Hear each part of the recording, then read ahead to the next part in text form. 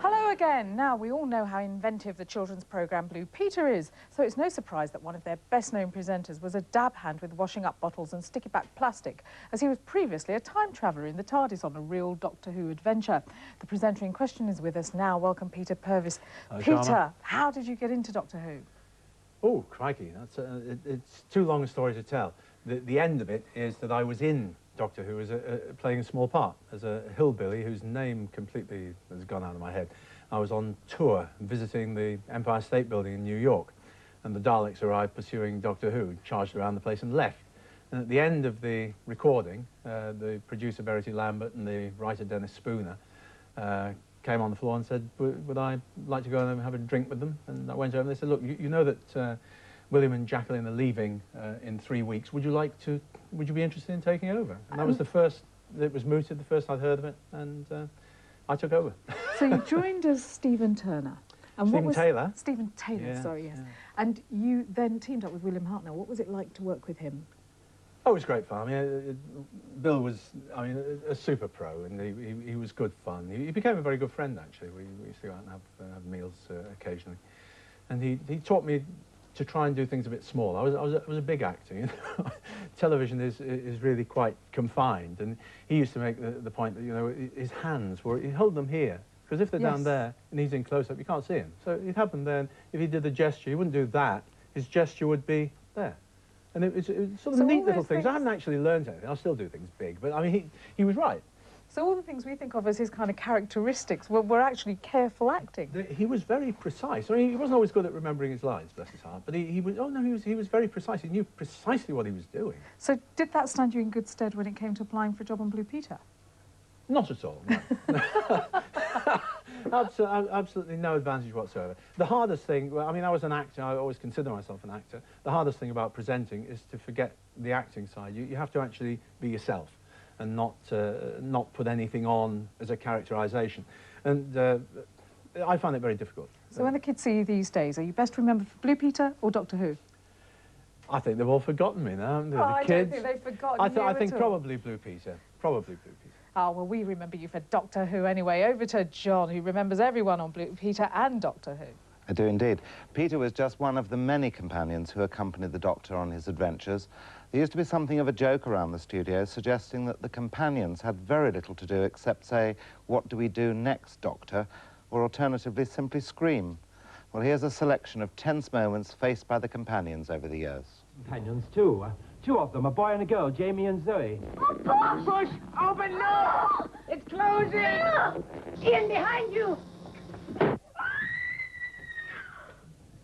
Did you hear that? Yes, it was Susan. Come on. I do wish Ian wouldn't treat us like Dresden China. Ian! Help me! Help! I don't think we should do anything till the doctor gets here. All his fault. Had to have his own way, see the city. I'm sorry, it's all my fault. I'm desperately sorry. Oh, don't blame yourself, Grandfather. Doctor, how do we get back to Jennifer and Jamie? No, Susan, don't. Must be some sort of acid. Shoot me down like a dog, would you? Well, I'm a criminal, never died without a fight yet. Gregor, to her! Jamie? Jamie, the doctor! Even if he does get out, he's stuck down there. His only way out is to live for him and come back for him. No good. We cannot do anything for him now, child. Fear makes companions of all of us. That's right. I never once thought you were afraid. Fear is with all of us and always will be.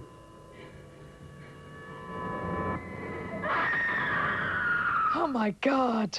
Well, it's astonishing, the appetite that fans demonstrate for information about Doctor Who. The hunger is never-ending. Supplying vital fodder has become something of an industry, and fan magazines spring up from nowhere. One glossy example bears the title The Official Doctor Who Magazine, and is put together by self-confessed fans, published professionally by Marvel Comics.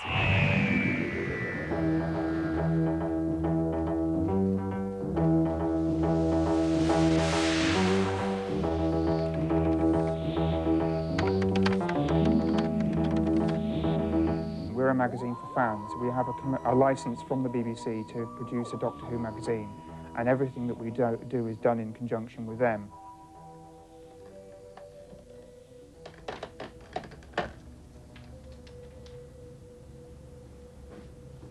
Harry, I've got this artwork for the next strip which has come in, so can you have a look through it and see if there's anything on the lettering that's going to cause problems? I hope that the magazine has a wider appeal than just Doctor Who buffs, because every issue we regard as a first issue for someone, and we'd like to use the comic strip which we have in every issue, to introduce readers to Doctor Who in a different way to how he appears on the television series. The comic strip in the Doctor Who magazine was the first thing that really got the comic off the ground back in 1979, and it's still a very important part of the magazine. We have quite well-known artists and writers working on the strip. With comic strips, you break down a great deal more barriers, because you can create amazing special effects on a much smaller budget.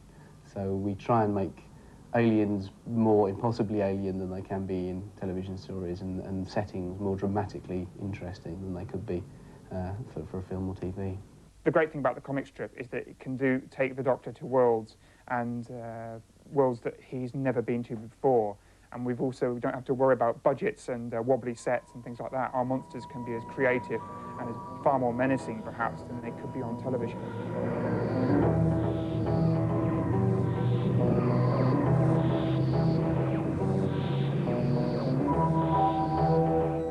We've covered every single Doctor that has been the Doctor while the magazine's been running. And now we're running stories featuring Sylvester McCoy and Sophie Aldred, who's the companion Ace. The magazine is read in this country, it's read in the United States, and also in Australia, who are always complaining to us because they get the magazine 3 months late because it's shipped over there rather than flown. Doctor Who appeals to so many people for so many different reasons. It'd be impossible to define what exactly it was, but I just think because it's so varied, that's why it's continued for so long, and good luck to it. Now, millions of words have been written about the Doctor Who phenomenon, far more words than have ever been used in the stories themselves. There's a whole industry that's been built up around the series. And with me now is John Freeman, who you've just seen, and with him is Terrance Dicks, who's responsible, of course, for quite a few books himself, having written more than 50 novelisations of Doctor Who adventures, as well as numerous episodes of The Real Thing and the stage plays, of course. Terrance, first of all, what's the most difficult thing about turning TV into a book?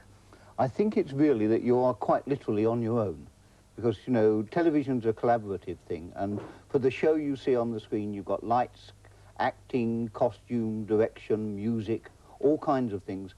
A book, it's words on the page and what those words say to the mind of the reader, you know, and my ideal has always been to make the book have the kind of play the show in the, you know, the cinema of the mind in the reader's head.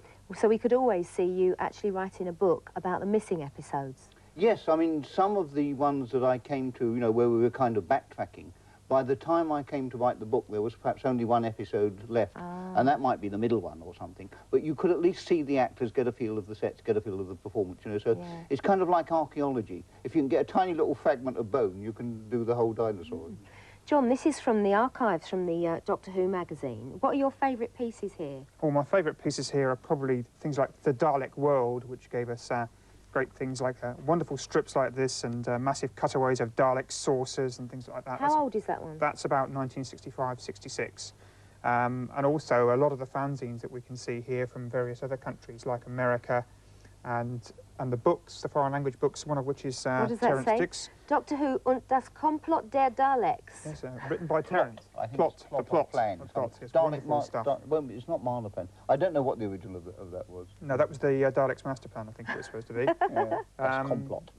And the massive stuff that fans supply to us for reference, the older versions, we have the Portuguese version, Doctor Who Eos Zabi. Wonderful. It sounds a bit like a Monty Python sketch, doesn't it? Great. Well, they're very amazing. We'll have to sit and have a flick through afterwards. Absolutely. Sharma, over to you. Now, we all know that followers of any cult can become a little obsessive, but as we researched this programme, we became more and more aware that everyone we had met had, at some stage, suffered a bout of Doctor Who fever. Here's an example of exactly what we mean by that.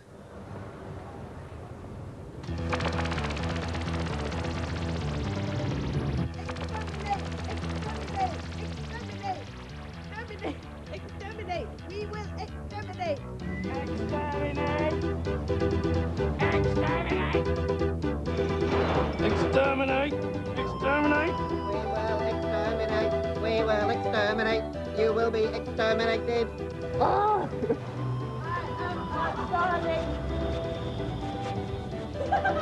Exterminate! Exterminate! Exterminate! Exterminate! We will exterminate! Exterminate, exterminate. Exterminate. Exterminate. Oh, this is ridiculous. I can't do this.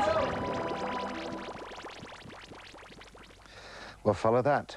Well, after the break, we have a 6-part story from 1964, written by Dalek creator Terry Nation and directed by John Gorrie.